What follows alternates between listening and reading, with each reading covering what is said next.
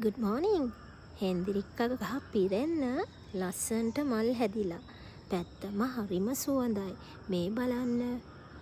මේ හෙන්දිරික්කා කියන ශාකයට අට්ටික්ක ශාකය කියලත් කියනවා. ඒ වගේම මේකේ මල් හරිම සුවඳයි. ඒ වගේම තව දෙයක් කියනවා මේක දෙවියන්ගේ ශාකය කියලත් කියනවා. මේ මල් පිපෙන කාලයට දෙවියෝ වඩිනවා කියලත් පැරණොන්ගේ මතයක් තියෙනවා. ඒ වගේම හෙන්දිරික්කා මල් පිපිලා පරවෙලා බිමට පෙති වැටෙන කාලෙට වැහි කාලයේ පටන් ගන්නවා කියලත් පැරණන්ගේ මතයක් තියෙනවා.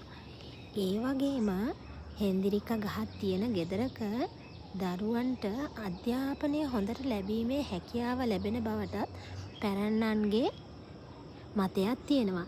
ඉතින් ඔය වගේ හොඳ මල් පැලයක් ගැන තමයි අද අපි කතා කරේ. ඉතින් ඔයාලට පුළුවන් හෙන්දිරික්කා පැලයක් ඔයාගේ මිදුලට එකතු කරගන්න. ඉතින් මේකෙන් හමන සුවඳ ඉතාම සුමුදුයි.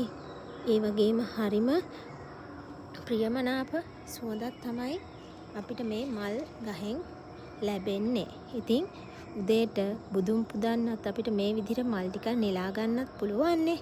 ඉතින් ඔයාගේ ගෙවත්තටත් මේ වගේ මල් පැලයක් එකතු කරගන්න.